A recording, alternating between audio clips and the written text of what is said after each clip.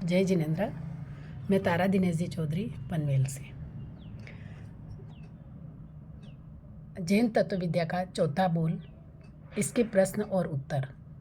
सबसे पहला प्रश्न है, जीव का प्रथम वर्ग कौन सा है, किस आधार पर है। जीव का प्रथम वर्ग है स्त्री, पुरुष और नपुंसक का है।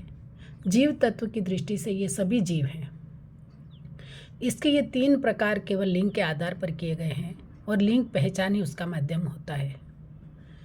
दूसरा प्रश्न है, कौन कौन से जीव स्त्री, पुरुष और नपुंसक होते हैं। तो इसमें 1 इंद्रिय वाले जीवों से लेकर 4 इंद्रिय वाले जीव तक सब जीव नपुंसक होते हैं। पंचेंद्रिय में भी नरक के जीव, समूर्छिम मनुष्य एवं समूर्छिम तिर्यंच नपुंसक होते हैं। गर्भज मनुष्य एवं तिर्यंच स्त्री, पुरुष व नपुंसक तीनों प्रकार के होते हैं। देवों में स्त्री पुरुष ये 2 ही प्रकार के होते हैं, वे नपुंसक नहीं होते। तीसरा प्रश्न है, वेद का अस्तित्व क्या है, वह तजाज्य क्यों है, स्पष्ट करें। तो इसका आंसर है कि वेद का अस्तित्व आत्म विकास की 9वीं भूमिका तक है, यानी 9वें गुणस्थान तक है। लिंग तजाज्य ग्राह्य यानी ग्रहण करना या छोड़ना ऐसा कुछ भी नहीं होता है।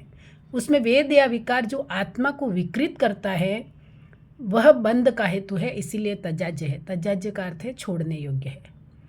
वेद समाप्त होने के बाद लिंग का अस्तित्व वैसे बना रहता है, मतलब उस लिंग जन्य विकार पर विजय प्राप्त करने से ही मतलब गुणस्थान की अगली भूमिका तक हम पहुंचा जा सकता है। लिंग और वेद का भेद समझना बहुत जरूरी है। चौथा प्रश्न है, जीव का संयम वर्ग कौन सा है, किस आधार पर किया गया है। अब इसका उत्तर है कि जीव के दूसरे वर्ग के 3 प्रकार असंयमी, संयमा संयमी और संयमी ये भेद साधना के आधार पर किए गए हैं। असंयमी, संयमा संयमी व संयमी तो होते हैं, तो इसकी परिभाषा लिखें। ये 5वां प्रश्न। उत्तर है, असंयमी जो प्राणी किसी प्रकार की साधना का संकल्प स्वीकार नहीं करता है। असंयम का अर्थ है जो कभी त्याग नहीं करते, किसी एक चीज का भी उसे त्याग नहीं होता है उन्हें, वह असंयमी कहलाते हैं। उसमें मतलब देवता भी आ जाते हैं, मनुष्य भी आ जाते हैं, मतलब सभी प्रकार के जीव आते हैं। संयमा संयमी यह दोनों ही स्थिति में होता है, जिसमें न एकांत संयम होता है न ही एकांत असंयम होता है। संयमी कौन होता है, संयमी जो 5 महाव्रत रूप में संयम की साधना करते हैं वे संयमी कहलाते हैं। अब इसमें 6ठा प्रश्न है, साधना के आधार पर कौन कौन से जीव संयमी, संयमा संयमी और असंयमी होते हैं। तो इसका उत्तर है, संयम की साधना करने वाले केवल मनुष्य ही होते हैं। संयमा संयमी साधना में मनुष्य और तिर्यंच दोनों प्रकार के जीव आ जाते हैं। असंयमी चारों गतियों में होते हैं। 7वां प्रश्न है, जीव का तीसरा वर्ग कौन सा है, किस आधार पर है। आंसर होता है, जीव का तीसरा वर्ग संगी, असंगी, नो संगी, नो असंगी, यह मन के आधार पर वर्ग किया गया है।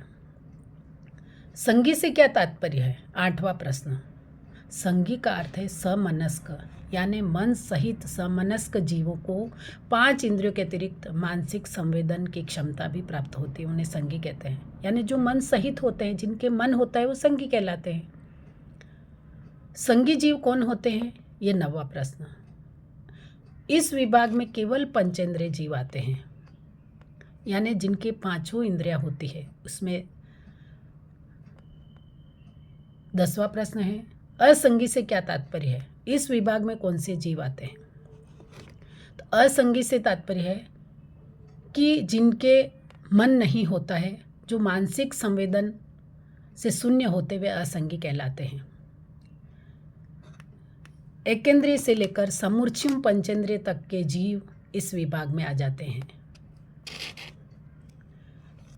11वां प्रश्न है, नो संगी नो असंगी से क्या तात्पर्य है, इस विभाग के जीव कौन होते हैं।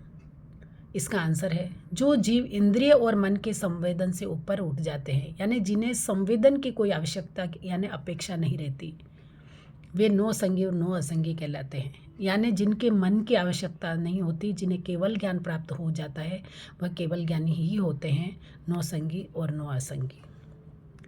अब ये 11 प्रश्न चौथे बोल में आए हैं। अगर किसी का और प्रश्न हो इस चौथे बोल में तो आप मेरे YouTube चैनल पर डाल सकते हैं। अगर आप मुझे फ़ोन करके भी पूछ सकते हैं। जय जिनेंद्र।